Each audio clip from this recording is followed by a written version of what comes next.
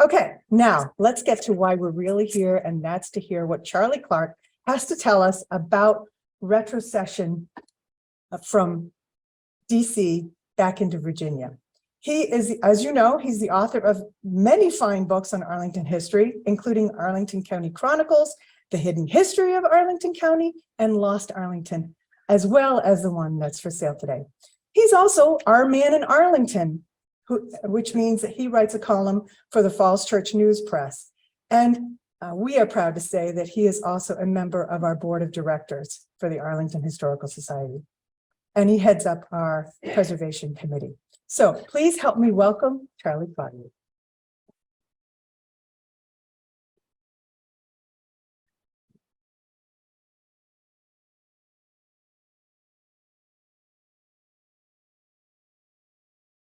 There's still quite a few people who don't know the word retrocession. So I probably didn't know it myself until maybe 10, 20 years ago. So I'm happy to elaborate on it here for a sophisticated audience such as this.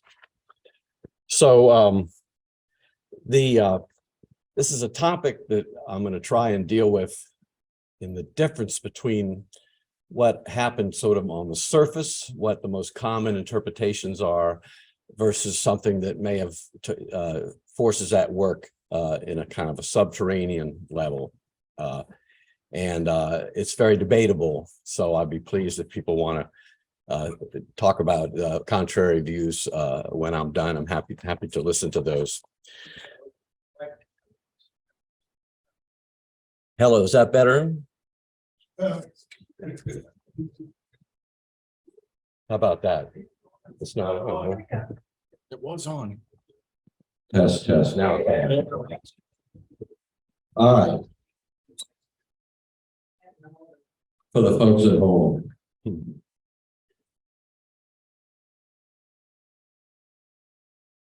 It sounds worse now than it did before. Testing. 1, 2. All right. Dim the lights a bit, please.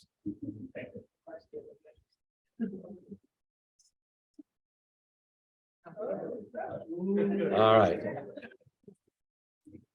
Fantasyland now in the movies. So our story begins with the selection of the Potomac River site for the nation's capital. George Washington worked a little bit behind the scenes, most likely to engineer the decision to be near his Mount Vernon property, but it was centrally located on the eastern seaboard. And he issued a proclamation in 1791 to finalize it, and Congress enacted the Residence Act 1790, and it was amended a little bit later. And the 10-mile diamond-shaped square miles, as you can see on this map, across the Potomac and included what was then called Alexandria County, which Arlington was part of. And then in 1801, Congress passed the DC Organic Act, and that set up some of the terms for how it would be administrated. And Arlington was people who live in the district Alexandria, DC, or the Virginia section was called, were not allowed to vote in federal elections, and neither could they run for public office. And during the 1790s, as most of you know, is when the boundary stones were laid out, about 40 of them around in Maryland and Virginia. And there's about 10 of them in Arlington, a couple of which I think have disappeared, but they're very visitable still. Now, George Washington Parke Custis, born 1781, died 1857, was the grandson of Martha Washington from her first marriage, and she remarried to George Washington. They both raised him with his sister Nellie out at Mount Vernon, because Custis's own father, Jackie, had died right after the Battle of Yorktown in the American Revolution. So when Martha Washington dies in 1802, a 21-year-old Custis inherits a vast estate from his grandparents, and he decides to build a monument to George Washington, which just became Arlington House. It originally had a different name, Mount Washington. And Custis was he owned 200 enslaved persons, the bulk of which were down on the Pamunkey River east of Richmond, about 130 or so down there, it varied, and about 60. 60. It's off again. Let's try the other mic. Testing. Let's see. Testing. No, testing. That's better. Okay. Now here we go. I think you can hear that now. So Custis, of course, was very loyal to George Washington, and he also, at age 23 in 1804, he's already pretty prominent because he has a famous name and he owns this prestigious property, which is still being developed on the Potomac. And he joined with some other local politicians to try and head off what was already a movement to undo the inclusion of the Virginia land in the nation's capital. And so they drafted in 1804 a petition to the House Speaker and to warn that any effort to send the land back to Virginia, Custis was against retrocession, in other words, at this time, would be a threat to national security and should not be done without the consent of the locals. Now, what you have in Alexandria County, you have a port with a lot of enslaved people being trafficked. And this is an engraving of the Franklin Armfield slave trading prison, some would call it today, but it wasn't called that back then, which is on Duke Street, 1300 block of Duke Street in Alexandria. And the part of the building is still there. And I first wrote about it in the 1980s, Washington Post magazine, when it was an office building. And it had been purchased by Ann Stone, who was the ex-wife of Roger Stone, who you read about in recent years. And she was a Republican who thought that the legacy of slavery ought to be commemorated more. So she had a plaque installed on that building. And it has since become the Black Heritage Museum of Alexandria, which I recommend a visit to it.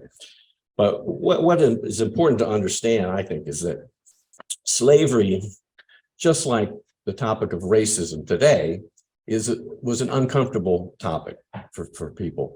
It was controversial, it split families and friends, and a lot of people who had an interest in overturning slavery wanted to talk about it a lot more than the people who either wanted to preserve slavery or who were trying to just live their lives without addressing it.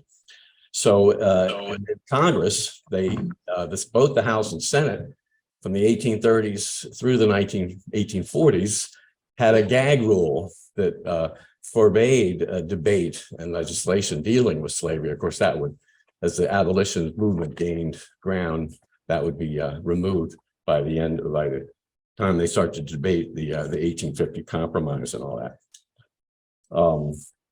So then you have personages. Edgar Snowden Jr., his father was the original publisher of the Alexandria Gazette and Advertiser, it was called, and he took over. He also was a state delegate, and he very much wanted to preserve slavery in Alexandria. And he weighs in on a lot of the debates. By the 1820s, there was already debate. The issue was raised again about should Alexandria be removed from the district, and there was a vote at the town hall in 1824, and the proposal to retrocede lost 418 to 310. As the economies were developing, a lot of the people in the Virginia side thought that there would be chartered banks and federal spending on military. Come on in. Yeah, come away. Yeah, we noticed. There's fire trucks are still out there, are they? Or Yeah, okay.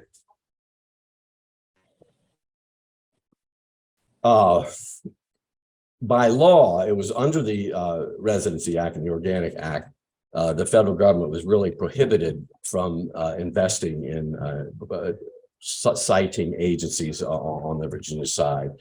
And then when the Alexandria Canal was planned in the beginning in the early 1830s, it was an extension of the C&O Canal, which went to Georgetown, and it was to the Alexandria Canal, which went right across Custis's front yard at Arlington House and went into what is today Old Town Alexandria.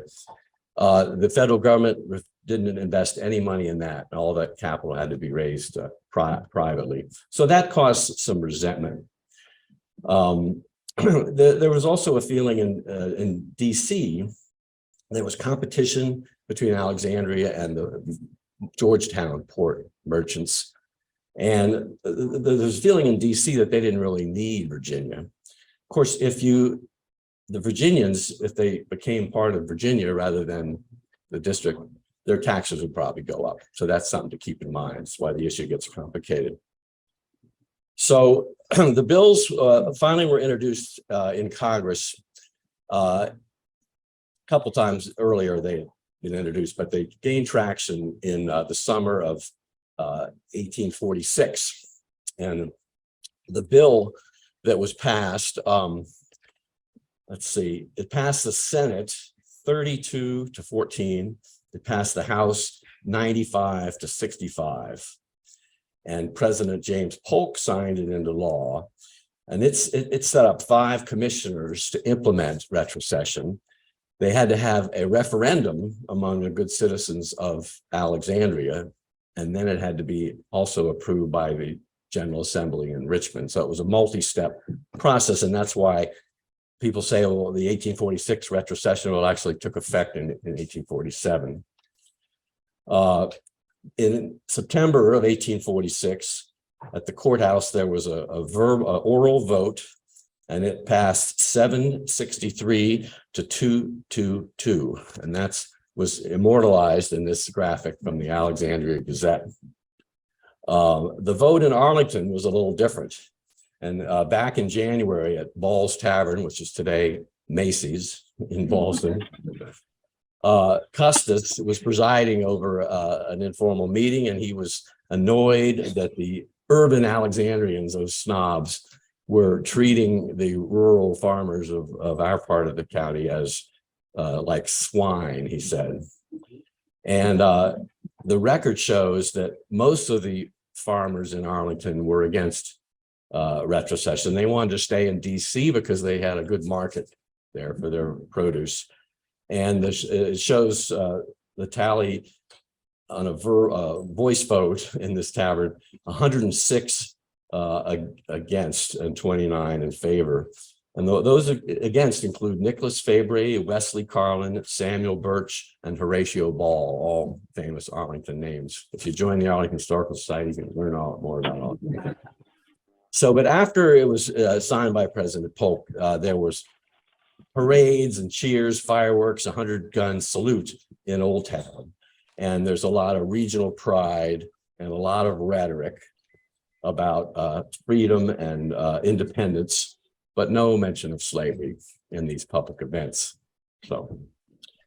So then there was one, let's see, I want to go first to these two, I'll come back to him. A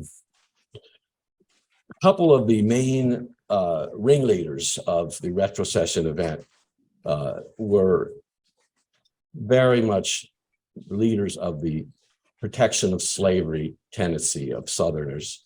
And as is what would eventually be the Civil War, the clouds are gathering, of course, and abolitionism gets going really in the 1830s, early 1830s. And by the 1840s, when the gag rule was soon to be lifted, there was already starting to be debate in Congress about it. And R.M.T. Hunter, he called the people who want to stay in DC the source of much mischief. And he talked about a state of vassalage that the Alexandrians were suffering under. And he had helped with an 1840 plebiscite, which retrocession had been given a thumbs up, 537 to 155, but of course it was non-binding. He was chairman of the Committee on Public Buildings in the 32nd Congress and on the Committee on Finance. But then when the country split apart, this Robert M.T. Hunter, he was expelled from the Senate for supporting the rebellion. And he went down to Richmond and became first a delegate to the Confederate Congress, and then the Secretary of State under Jefferson Davis's cabinet. And then after the war, he was president pro tem of that body. And then after the war, he was one of the peace commissioners that met with President Abraham Lincoln at Hampton Roads, to finalize the end of the war. So that's about as Southern and pro-slavery as it gets, unless you think of John C. Calhoun from South Carolina, who was also very involved in pushing for retrocession. And he was the vice president, 1825, 1832. And he was one of the most militant pro-slavery Southerners that you'll come across. So keep him in mind. So then you go back to, on the contrary, you have a New York representative, Erastus Culver, who was an abolitionist.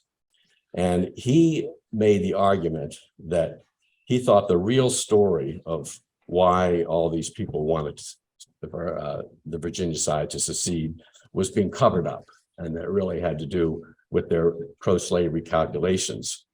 Now, the argument against that, among others, is that the vote breakdown by state and by proclivity does not really break down cleanly, like all the Southern pro-slavery people in favor of retrocession and all the Northern abolitionist types against it. It was much more complicated than that. They had some calculations.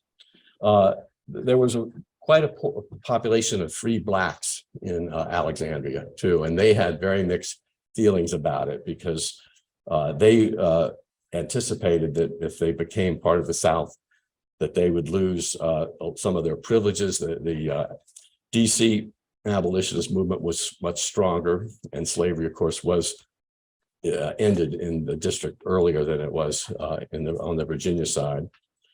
And sure enough, of course, as soon as the Southerners took over, they closed down some of the free Black schools and everything.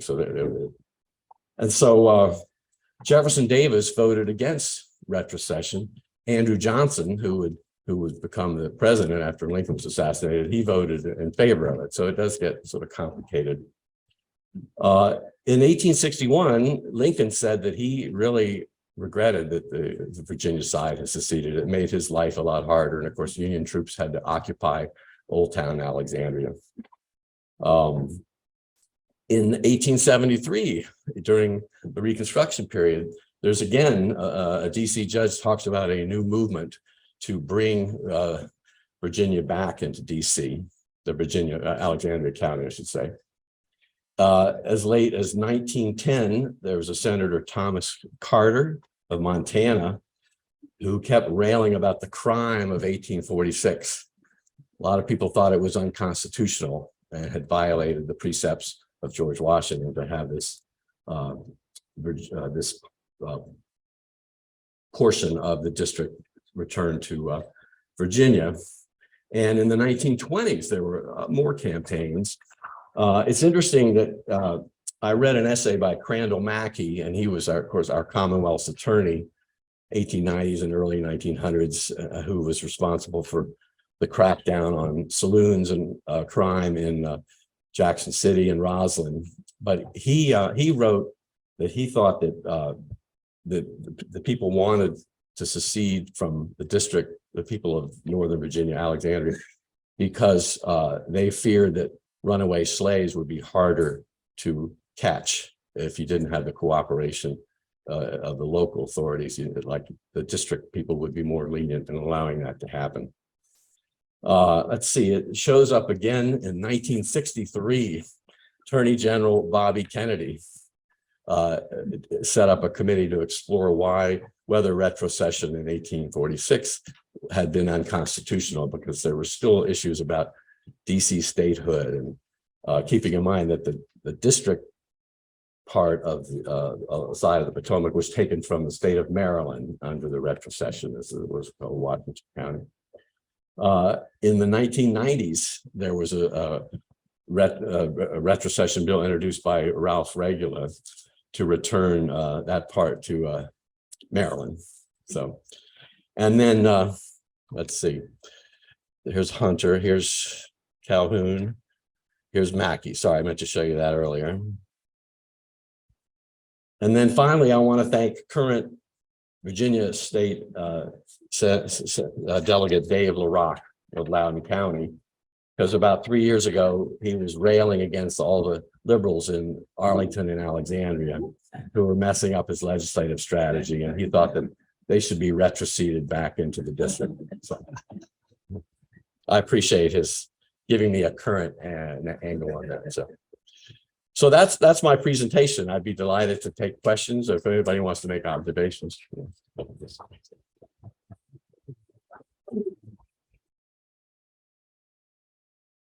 And finally, I should say before you ask questions, I meant to thank my friend John Richardson, who couldn't be here tonight because he's ill, but he'll be fine. But he's a former president of the Arlington Historical Society, and he's written an excellent biography of Boss Shepherd, and that piqued his interest in retrocession. And John did a whole lot of good research on retrocession and helped me with that, which I'm very grateful for. So, Charlie, he's online. He's actually attending online. Excellent. Glad to hear He's it. here. Yeah. Okay. Yes, And sir. when questions come from the audience, if you could repeat them so the Yes. people online could hear. And Yes. if you have any online questions, online people, please put it in the chat and I'll make I will sure that they're repeat. shared. I will repeat the questions. Okay, thanks. I was just wondering if you give a little color of what the population of Arlington was at the time of retrocession and what, the economy was.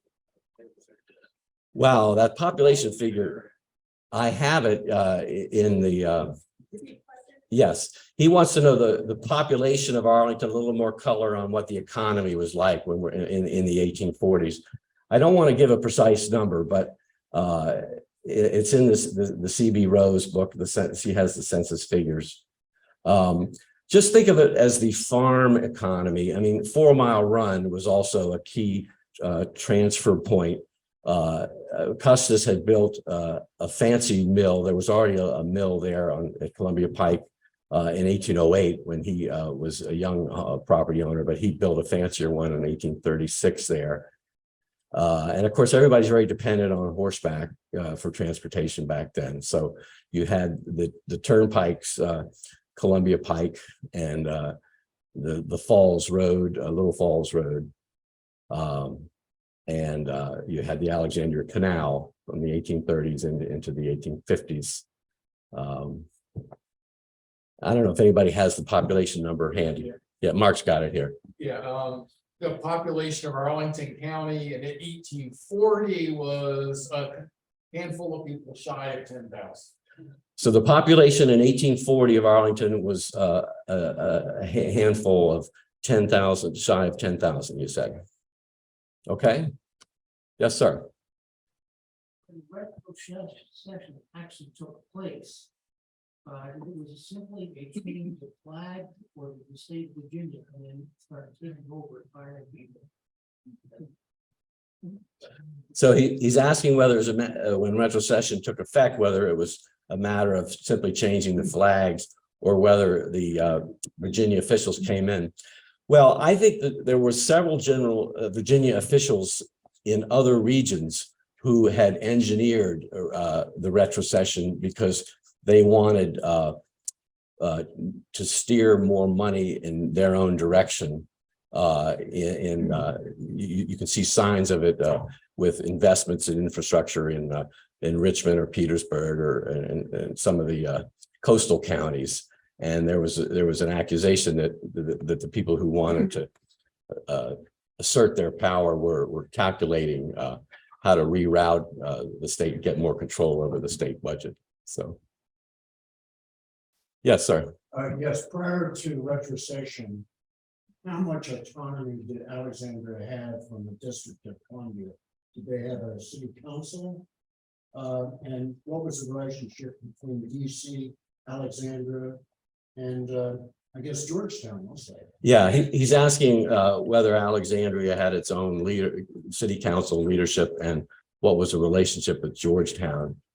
Well, there was definitely a mayor of Alexandria who was elected, and he speaks with Custis during these debates and the voting on retrocession. But I don't think they're very powerful. I think that and of course, the Virginia governorship has always been not very powerful compared with some other states too. So the DC, the War Department and the congressional leaders who plan infrastructure, such as the C&O Canal, which Mike can talk about, they caused the citizens of Alexandria County, the farmers, to wait for years for investments that were never going to happen. So I think that it's not the strong federal government was still a thing in the future. The Southern farmers' culture, I think, probably was pretty dominant in Northern Virginia too. On that same point, Yeah. who did they pay taxes? Well, in the district, there was no state tax, so you had a federal tax and tariffs. I mean, But- property tax. Yeah, but that would be Alexandria County would pay to. Well, they wouldn't pay to Richmond; they would be paying to the District of Columbia property tax. Yeah. Yes, sir.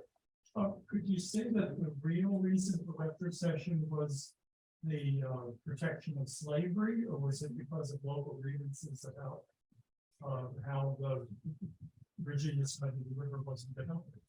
Well, the question is, what is the real reason for retrocession? Was it because to protect slavery, or because the Virginians had hoped for more federal investment in their infrastructure? Well, the answer is that both can be true, because you have coalitions of people. I mean, it's just like I was thinking about it with the immigration bill that passed Congress in 2013, which was never enacted because the House didn't take it up, but and it's still an elusive compromise today about whether you want a tough border policy with a lot of investment in infrastructure, technology, and enforcement, or whether you want to have investment in more immigration judges and the asylum process to lower the backlog. And the two parties disagree on which is the top priority, but in 2013, they each could see a gain in that. So they came together and enacted, remember, there was 67 votes in the Senate for that. So I think that in the question of retrocession, you have some people who are just want more local control, the way Thomas Jefferson said that the government at the local level is the best governance. And then you have people who are anticipating that the abolitionist movement is gaining ground in the district and is likely to attract more abolitionists from around the country. And with the president having authority to do things by executive authority, such as the Emancipation Proclamation, that there's people who felt that we better get our act together in Virginia if you want to protect the right to own slaves. Yes, sir. Mike. Getting back to investments in the C&O and Alexandria canals, I've heard that one of the reasons for retrocession was the owners and citizens in Alexandria, because the Potomac floods all the time, and that aqueduct bridge that brought the canal down to Alexandria was destroyed in a flood, and the federal government was reluctant to pay for a new bridge, and they petitioned the the federal government, the people's powers to be says, well, if you have Richmond pay for it, we'll agree to retrocession. And perhaps that's what happened. And I want to know, in fact, after retrocession, was the Aqueduct Bridge built again? Well, so his question is, was one of the reasons for retrocession the failure of the federal government to support the invest in the Alexandria Canal? And Michael, say it again, the second part about Well, it was about the aqueduct. the Aqueduct Bridge. Yeah. Oh, was that built again after retrocession? Yeah, I think the Aqueduct Bridge goes to like the 1870s or so. Yeah, and as you all know, it was replaced by Key Bridge in 1923, and it was part of the Alexandria Canal mechanism. It was a water draft bridge where barges could float over the bridge and connect with the Alexandria Canal. And the Alexandria Canal did pretty good business. But the merchants of Georgetown may have lobbied the federal government against investing in that because they consider that to be more advantageous to the Port of Alexandria than to the DC Port of Georgetown. So, Michael, go ahead. I have a question, Charlie, from live stream when you have a moment. Okay, let me let Mike Nardelilly make one more comment on Okay. this canal question, and then I'll get to that question, Kathy. Thanks. Correct. The Alexandria Aqueduct needed repair, and they went to Richmond. Richmond promised that they would have money for it in return for retrocession. I think C.B. Rose actually says that's a motivating factor for retrocession, is the fixing of this leaking aqueduct bridge. Okay, very good. And then right after that, Richmond did appropriate the money, and they did fix up the aqueduct bridge, which lasted a lot longer. Yeah. So Mike Nardelilly, who used to work for the Canal Historical Society, just clarified that and C.B. Rose, the historian, agrees that one of the motivations for retrocession was that Richmond, Virginia capital, offered to pay for the repairs to the aqueduct bridge, which was leaking and in need of repairs. And that might have been one reason that people agreed to retrocede, and that repairs were actually funded in the 1870s, I guess. So, okay, Kathy, your question from the Yeah, listener? this comes from Jerry Laporte. He said, do you think the movement to ban slave trading in the district had anything to do with retrocession? Didn't some slave traders move from the district to Alexandria about this time? Well, I think that makes sense logically. I mean, the storm clouds that became the Civil War are brewing in the early 1830s, when you have this nullification movement. You have South Carolinians demanding that, and Andrew Jackson helping enforce that any trade bills would be rejected and not adhered to by some of these southern states. And so the abolitionist movement, of course, it begins in the mid 18th century among churches, Unitarians and Methodists, and it gains steam in England. There's abolitionist society in England, and the British abolished the slave trade. I think it's 1808 or so, and they abolished slavery in their colonies in 1830-ish or so.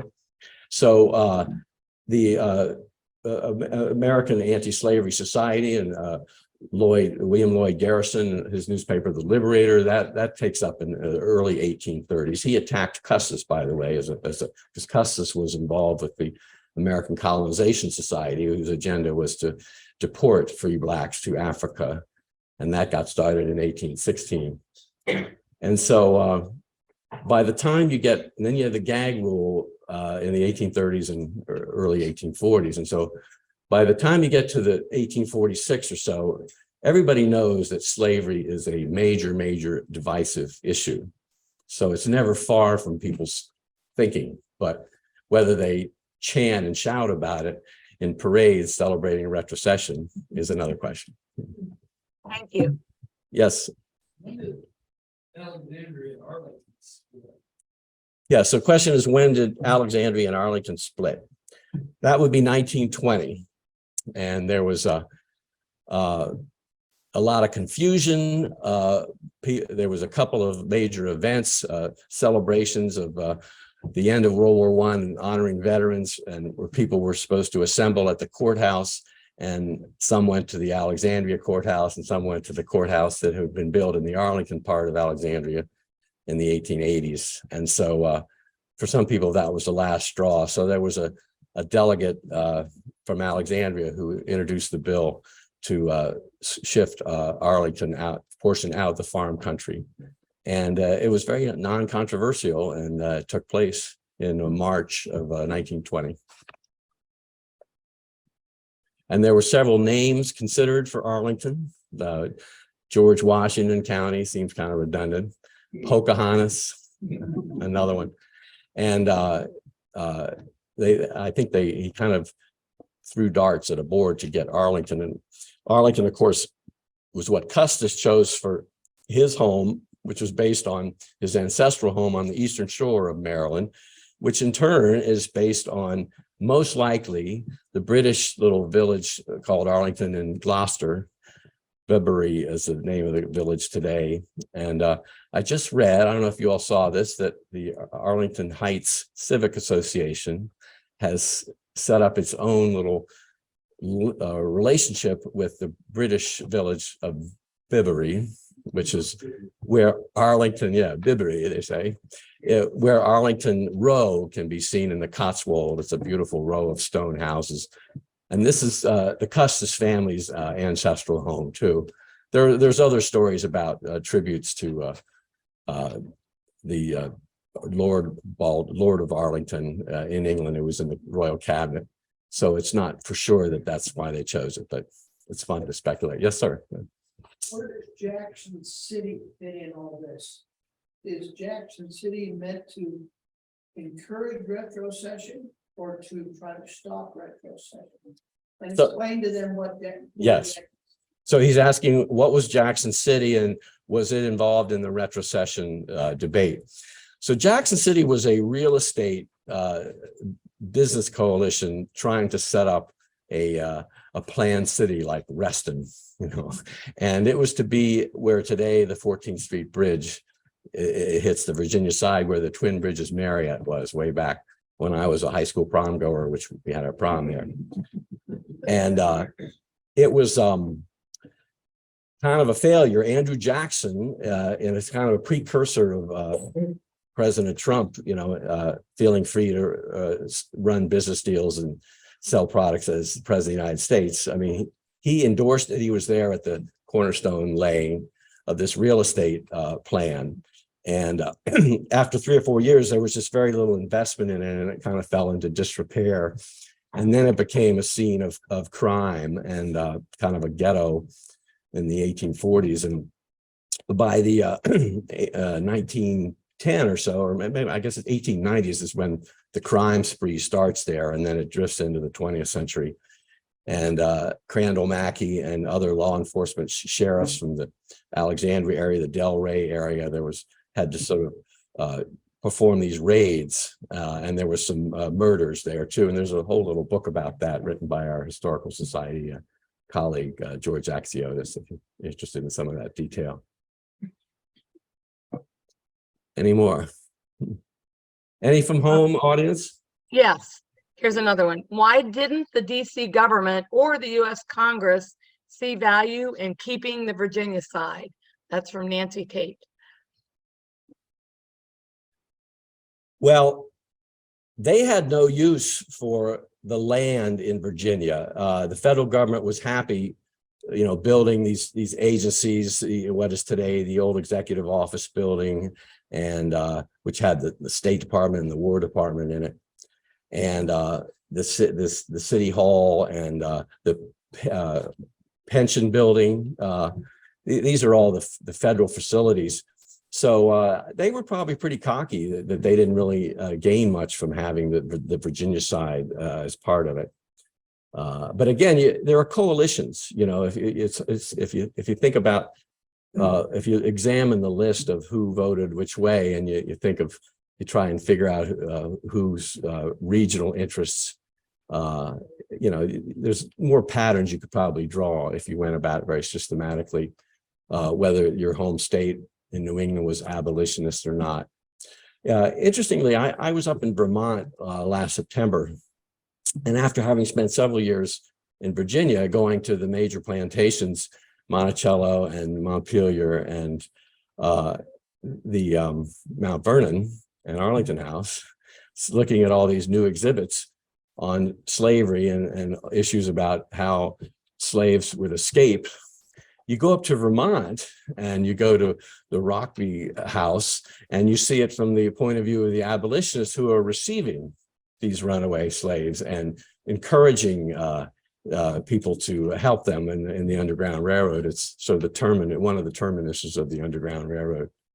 And there it has like the Southern defenders of slavery, it had a very religious basis to it. They both would invoke the Bible. Yes, sir, George. All right, so the bridge is the oldest bridge was the Long Bridge, which is 1809. There's an interesting letter from George Washington Parke Custis to then President Thomas Jefferson saying, this is the ideal spot for you to build the Long Bridge. It happens to be right near his property. And Chain Bridge has versions going back to 1797, and it went through about 7 iterations.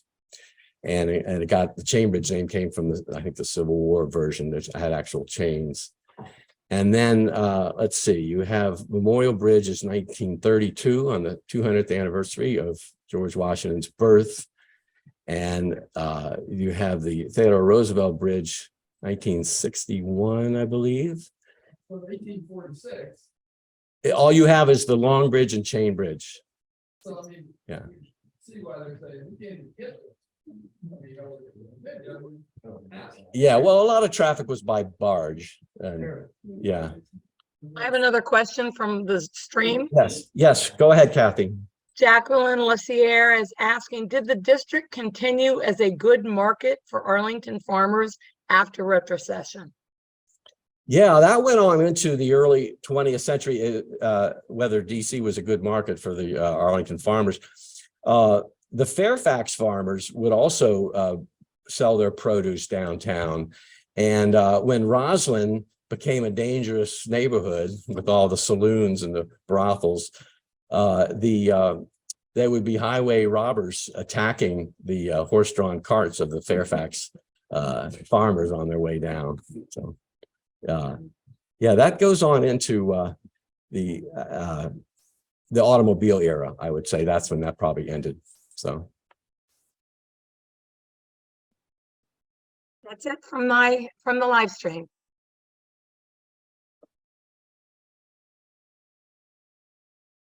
did she say there's another question? I couldn't. No, I said that's it from the live stream. Oh, that's it from my the- last question. Okay, well, Thank you. Is there one more? Here we go. Yes, sir. So, John, if you take the 4 Custis grandkids' homes, which is Woodlawn, the Custis Law House at the Alexandria Seminary, Arlington House, and Tudor Place, if you take them and plot them on a map, they almost make a perfectly straight line. Oh, I didn't know what it was. Well, there's another law house near the Environmental Protection Agency there by Arena Stage, too. That's where they lived for a couple of years. There's a plaque there where Eliza Parke Custis Law lived with Thomas Law. Yeah. So it's interesting that George Washington Parke Custis, I'll just end with this, that he was capable of growth. He was capable of reading the room, you could say. And so he was against retrocession as an affront to George Washington's legacy when he was young in his career. And he resented the urban Alexandrians for pushing around the rube farmers from our neck of the woods here in Arlington. But he then took his assignment from President Polk, and he went down to Richmond and lobbied with pretty good effect to see the Retrocession Act through with the final referendum. So, he has a mixed legacy, but I would give him some credit for that. So. All right. Yeah.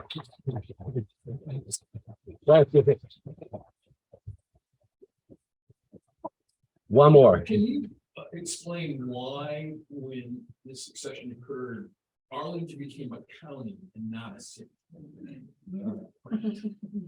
Yeah, well, cities have more. Why did Arlington become a county and not a city? I imagine it was not to try and compete with Old Town Alexandria, because Old Town Alexandria became a city in around 1871. And that gives them more authority to have their own tax policies and police force. And Arlington, it was still pretty rural, even in 1920. The subdivisions that we know and love today really got going after retrocession. I mean, after Arlington became separate from Alexandria in the 1920s. So it wasn't developed enough really to be a city, I would say. All right. Yeah. Thank you so much. Thank Okay. you. Thank you very much.